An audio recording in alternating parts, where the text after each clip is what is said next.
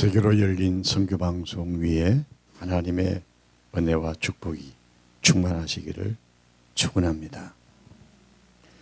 하나님의 말씀 열왕기하 15장 17절에서 28절 말씀까지 봉독해 올리겠습니다. 열왕기하 15장 17절에서 28절. 유다왕 아사라 39년에 가디의 아들 므나헴이 이스라엘 왕이 되어 사마리아에서 10년을 치리하여 여호와 보시기에 악을 행하며 이스라엘로 범죄케 한 느바의 아들 여로보암의 죄에서 평생 떠나지 아니하였더라. 아스로 왕 불이 와서 그 땅을 치르할 때 하매 므나헴이 은 1,000달란트를 불에게 주었어 저로 자기로 도와주게 하므로 나라를 자기 손에 굳게 세우고자 하여 그 은을 이스라엘 모든 큰 부자에게서 도색하여 각 사람에게 은 50세겔씩 내게 하여 아스로 왕에게 주었더니 이 아스로 왕이 돌이키고 그 땅에 머물지 아니하였더라. 므나헴의 남은 사적과 그 모든 행한 일은 이스라엘 왕 역대지락에 기록되지 아니하였느냐. 므나헴이 그 열조와 함께 자고 그 아들 무기헤야가 대신하여 왕이 되니라. 유다왕 아사라의 50년에 므나헴의 아들 무기히야가 사마리아에서 이스라엘 왕이 되어 2년을 치리하며 여호와 보시기에 악을 행하여 이스라엘을 범죄케 한 느바의 아들 여로보암의 죄에서 떠나지 아니한지라. 그 장관 르말라의 아들 베가가 반역하여 사마리아 왕궁 호이소에서 왕과 아르혹국과 아리아를 죽이되 길르앗 사람 50명으로 더불어 죽이고 대신하여 왕이 되었더라. 부기야의 남은 사적과 그 모든 행한 일은 이스라엘 왕 역대지락에 기록되니라. 유다 왕 아사라 52년에 르말라의 아들 베기가 이스라엘 왕이 되어 사마리아에서 20년을 치리하며 여호와 보시기에 악을 행하여 이스라엘로 범죄케 한 느바의 아들 여로보암의 죄에서 떠나지 아니하였더라. 아멘. 이 말씀을 가지고 악한 유산과 아름다운 유산이란 제목의 말씀으로 하나님의 말씀을 함께 은혜를 나누고자 합니다. 오늘 본문에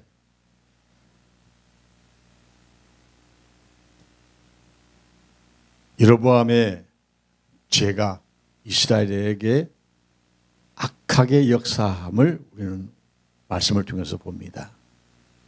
히브리서 11장 4절의 말씀을 보면 저가 죽었으나 그 믿음으로써 오히려 말하느니라 하시는 말씀이 있습니다. 오늘 성경 본문에서 느바의 아들 여로보암의 유산이 무엇입니까? 죄악입니다.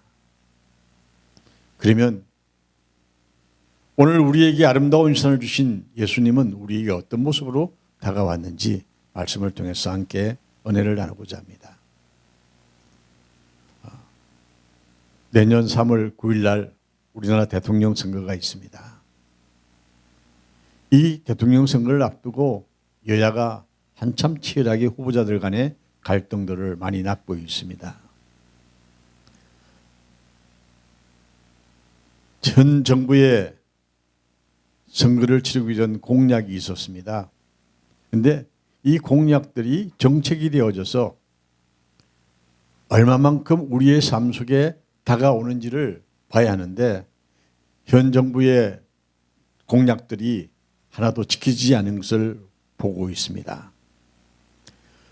그리고 여야에 나누어지면 진보와 보수로 그렇게 지칭하고 나누어져 있습니다.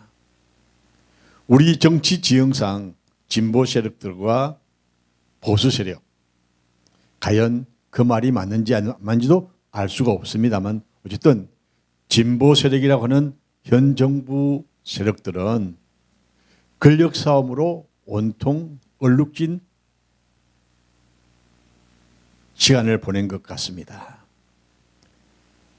또한 이 진보 세력이라 하여 이 진보 세력들이 좌파 세력이라는 소리까지 듣고 있습니다.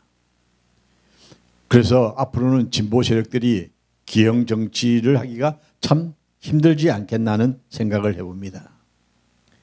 이 정부가 남긴 정치 유산, 우리가 어떻게 평을 해야 할지 모르겠습니다. 어쩌면 국민의 마음만 아프게 한 실패한 정책만 나했던 것 같은 느낌입니다.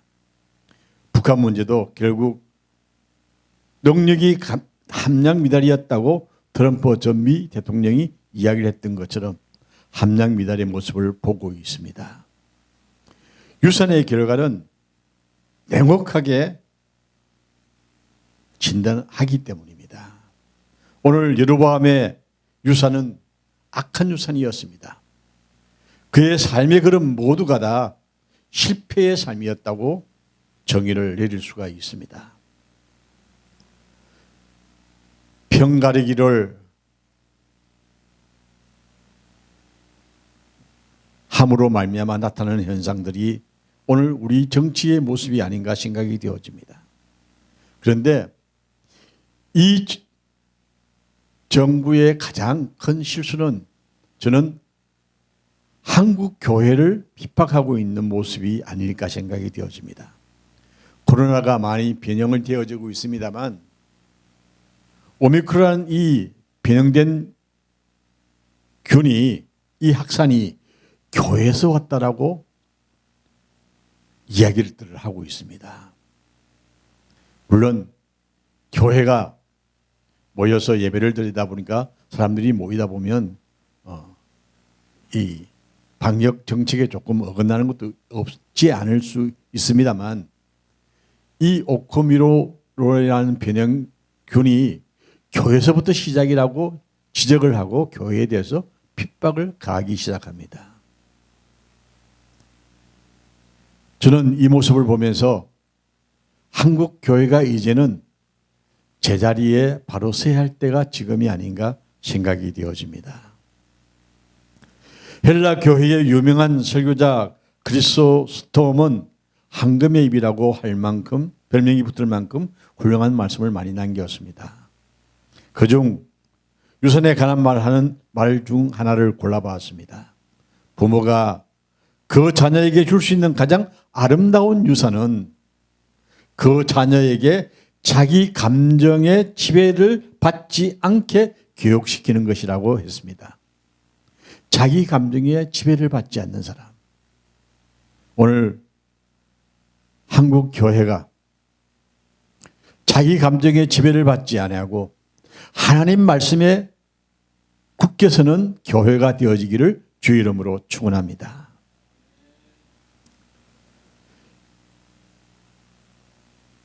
하나님께서 오늘 우리에게 최우선이 무엇인가를 묻는다고 한다면 교회가 제자리를 찾아가는 것이라고 저는 말씀드리고 싶습니다. 본문 15장의 느보의 아들 여로보암도 하나님 보시기에 합당치 않았기 때문에 그는 죄악이라고 표현을 하고 있습니다. 여로보암은 솔로몬 왕이 죽은 후 이스라엘 10지파를 규합하여 북쪽에 분열 국가를 만들어서 왕이 된 자입니다. 이 여로보암은 악한 왕을 말할 때 꼭 나오는 말 느바의 아들 여호보암이라 그랬습니다. 오늘 본문의 말씀 9절, 18절, 24절, 28절 4절에 여로보암에 대해서 이야기를 하고 있습니다. 느바의 아들 여로보암의 죄에서 떠나지 아니한다. 여호와 보시기에 악을 행한 자라는 이야기입니다. 여로보암은 악한 왕의 본보기처럼 되어지고 말았습니다. 여로보암의 죄는 우상을 만들어 하나님을 경록케 하고 하나님을 떠난 자라고 열왕기상 10장 9절에 말씀하고 있습니다. 여로보암의 자손들은 그 불의하고 악한 유산을 이어받아 이스라엘 백성을 도탄 속에 끌어넣은 왕으로 남아있는 자입니다. 여로보암의 아들 스가랴가 그랬고 므나헴이 그랬고 브가히야가 그랬고 베가가 하나님을 배반한 왕들로 기록되어져 있습니다. 특히 아합 왕은 모든 선지자들을 칼로 죽이고 바알 우상을 끌어들인 악명 높은 왕이었습니다. 여로보암은 악하고 더러운 유산을 그 자손들에게 계승시키고 자기만이 아닌 북이스라엘을 범죄하게 한 왕이 되고 말았습니다. 그런데 이스라엘 역사는 다윗의 역사를 벗어날 수가 없습니다. 하나님께서 솔로몬에게 이르기를 내가 만일 내 아비 다윗의 행함같이 내 길을 행하면 내 법도와 명령을 지키면 내가 또 내 날을 길게 하리라. 열왕기상 3장 14절의 말씀입니다. 이스라엘 역사에 다윗이란 왕이 이스라엘 역사에 가장 귀한 유산을 남겼습니다. 믿음의 유산입니다. 다윗이 하나님 앞과 사람 앞에 완전한 사람은 아니었습니다. 그러나 마음은 온전히 바르게 하여 하나님의 명하신 것을 순종하기를 기뻐했습니다. 순종하기를 힘썼습니다. 열왕기상 9장 4절의 말씀이죠. 이런 보안과는 대조적인 양상이었기 때문에 하나님은 다윗을 내 법도와 명령을 지킨 자라고 칭찬하셨습니다. 또한 그와 같이 아사 왕이 여호와 보시기에 정직하게 행했다고 열왕기상 5장 11절에 말씀하고 있습니다. 다윗 왕은 하나님의 법궤가 예루살렘에 모셔드릴 때에 너무 기뻐서 소와 살찐 것을 제사로 드리고 여호와 앞에 힘을 다하여 춤을 추었다고 사무엘하 9장 13절에 말씀하고 있습니다. 하나님의 마음에 들기 위해서 최선을 다한 왕이 다윗 왕이었습니다. 이 아름다운 유산을 여로보암은 악한 유산으로 바꾸고 말았습니다. 아브라함의 하나님, 이삭의 하나님, 야곱의 하나님, 이렇게 우리가 부르는 이유가 무엇입니까? 성경은 이렇게 말씀하고 있습니다. 그들이 살아생전에 믿음으로 아름다운 유산을 후세에 남겼기 때문에 믿는 자들이 아비라고 부를 수 있는 아브라함의 이름을 우리가 칭송하게 되어지는 것입니다. 엘리야 선지는 하늘에 승천하기 직전에 그처럼 끈질기게 따라오는 사랑하는 제자에게 물었습니다. 나는 너에게 취하기에 내가 너에게 어떻게 할 것을 구하느냐라고 엘리사에게 말할 때에 당신의 영감의 갑절을 내게 주기를 구한다라고 열왕기하 2장 9절에 말씀합니다.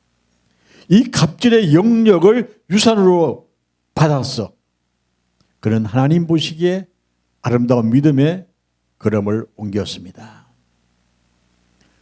엘리사는 엘리야에게 영감의 갑절을 구했던 것은 신앙의 선배의 영역을 갑절로 받음을 통하여서 더 하나님의 일을 하기 위함이었습니다. 우리가 인생을 살아가면서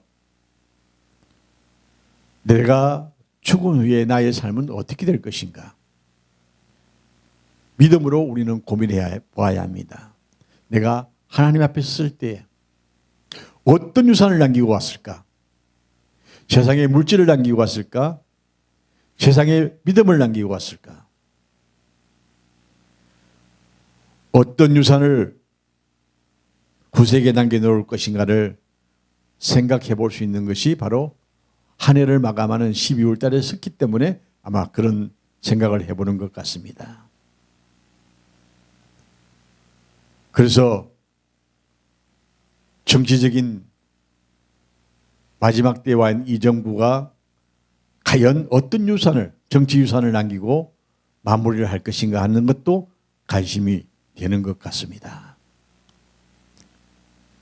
일본의 후치무라 간조란 목사님이 있습니다. 내촌 종삼이라는 목사님이죠. 이 목사님이 쓴 후세를 위한 최대의 유물이라는 책에 보면 산상 호수의 물을 그 아래 마을 전답에 흐르게 하기 위해서 지금으로부터 약 650년 전에 망치와 징만 가지고 바위산에 굴을 뚫어서 물줄기를 흐르게 한 형제의 이야기가 있습니다. 이 두 명의 형제는 그 마을에 수천석 살을 정산을 위하여 아름다운 업적을 남겼던 것처럼 자기의 자리에서 하나님께 영광을 돌리는 일이 무엇인가를 찾는 자를 하나님은 지금도 찾는다는 이야기입니다. 전종삼 목사님이 쓴 그 책에 징과 망치만 가지고 바위를 뚫어서 불을 흐르게 함으로 수천석의 살을 생산할 수 있도록 만드는 그 형제들의 집념처럼 우리가 하나님 앞에 어떤 모습으로 살아가야 할 것인가, 우리의 믿음으로 이 세상을 이길 수 있는 역사를 우리가 지금 이루기 위해서 걸어가고 있는지 돌아봐야 한다는 사실입니다. 예수님은 우리에게 구원의 복음을 주시고 가셨습니다. 한국 교회도 훌륭한 목사님들이 참 많이 있었습니다. 그들의 아름다운 유산을 받은 한국 교회, 그 유산을 성장케 하는 교회사를 만들어야 하는 것입니다. 알렌 선교사는 어려선교로 연세대, 이하대, 배제대 숭실들을 만들었고, 언더우드 선교사님은 복음을 외쳐 한국 기독교의 새로운 장을 열었습니다.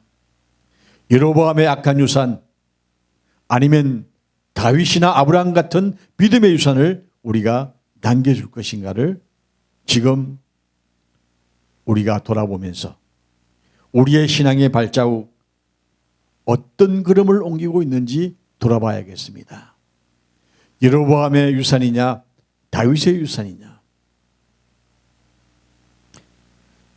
그러한 갈림길에 서 있는 오늘의 현실 속에서 진리의 신앙의 유산을 이 나라 교회 가정에 남길 수 있는 우리가 되기 위하여 하나님의 말씀을 바로 새겨듣고 바로 전가할 수 있는 여러분과 제가 되어지기를 주 이름으로 축원합니다.